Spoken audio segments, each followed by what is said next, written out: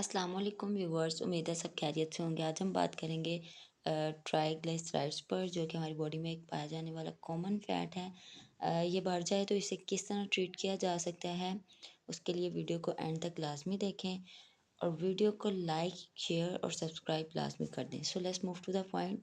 सो triglycerides क्या है कि जब लिपिड प्रोफाइल का टेस्ट करवाया जाता है तो कोलेस्ट्रॉल के बाद ट्राइग्लिसराइड्स को देखा जाता है, जो कि बॉडी में पाया जाने वाला एक कॉमन फैट है। अगर इसे हम फर्दर डिवाइड करें तो हमारे पास दो तरह का कोलेस्ट्रॉल आता है। एक एचडीएल कोलेस्ट्रॉल है और एक एलडीएल कोलेस्ट्रॉल है। अगर एचडीएल हाई डेंसिटी लिपोप्रोटीन का लेवल कम है तो वो एलडीएल लो डेंसिटी लिपोप्रोटीन का लेवल ज़्यादा होगा।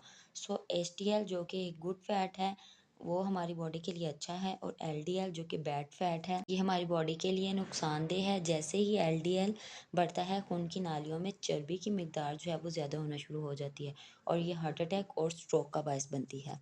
सो ट्राइग्लिसराइड्स बढ़ते कैसे हैं कि जब भी हम ज़्यादा कैलोरीज लेते हैं घी, ऑयल, मक्खन से, तो ज़्यादा हमारी बॉडी जो है ट्राइग्लिसराइड्स को फ़ैट के तौर पर स्टोर कर लेती है। तो ये फ़ैट कहाँ का स्टोर होता है? वैसे तो अपेरेंटली इसके सिम्टम्स पता नहीं चलते हैं, इसे साइलेंट सिम्टम भी कहते हैं।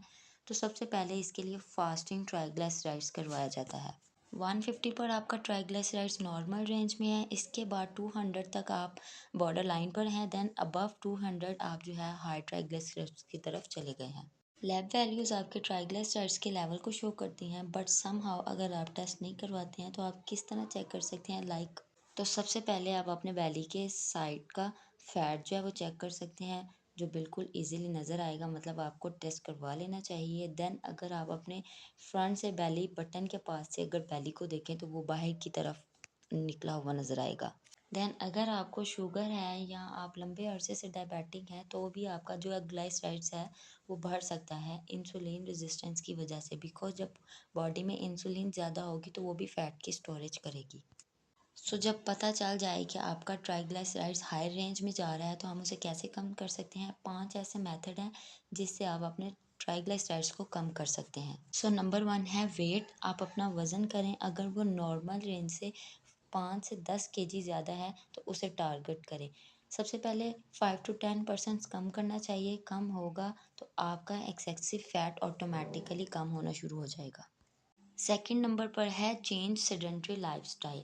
अगर आपकी सिटिंग जॉब है और वर्किंग के साथ साथ आप अपना मील भी उसी कंडीशन में ले रहे हैं तो आपकी बॉडी जो है वो कैलोरीज को बर्न नहीं करती है। फैट जो है वो ट्राइग्लिसराइड की शक्ल में स्टोर होना शुरू हो जाता है। इस केस में ज़रूरी है कि आप मॉडरेट एक्सरसाइज अपनी रूटीन में लाजमी शामिल करें। कुछ टाइम का ब्रेक लाजमी लें, ब्रिस्क वॉक करें यानी तेज़ तेज़ चलें। हार्ट मैक्सिमम रेट तक नहीं जाएगा तो कैलोरीज बर्न नहीं होंगी और फिर ट्राइग्लिसराइड्स भी कम नहीं होंगे।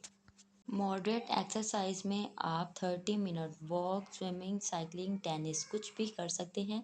रिसर्च बेस्ड है कि अगर हफ्ते में 5 दिन ये एक्सरसाइजेस कर लेते हैं तो विद इन 1 मंथ आपके ट्राइग्लिसराइड्स जो हैं वो कम होना शुरू हो जाएंगे।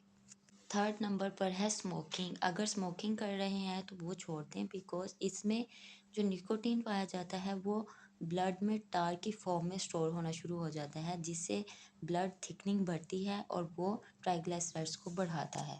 नंबर 4 है डाइटरी चेंजेस। अगर आपका डाइटरी पैटर्न अनहेल्दी है, प्रोसेस्ड फूड या जंक फूड आप ज़्यादा लेते हैं तो वो भी कम कर दें, बिकॉज हाई कार्ब्स और एक्सेसिव कैलोरीज जो हैं वो भी आपकी फ़ैट की स्टोरेज बढ़ाती हैं। नंबर 5, अगर आप डायबिटिक हैं तो आपने अपनी शुगर को कंट्रोल रखना है, बिकॉज इंसुलिन रेजिस्टेंस भी फैट की स्टोरेज करता है। So the last thing is important message, triglycerides को कम करना बहुत ज़रूरी है, बिकॉज ये हार्ट अटैक और स्ट्रोक को लीड करता है। जो 5 मेथड मैंने आपको बताए हैं वो ट्राइग्लिसराइड्स की हाई वैल्यूज़ को नॉर्मल की तरफ लाने में बहुत हेल्पफुल हैं, जिसे आप फॉलो करके इजीली कम कर सकते हैं।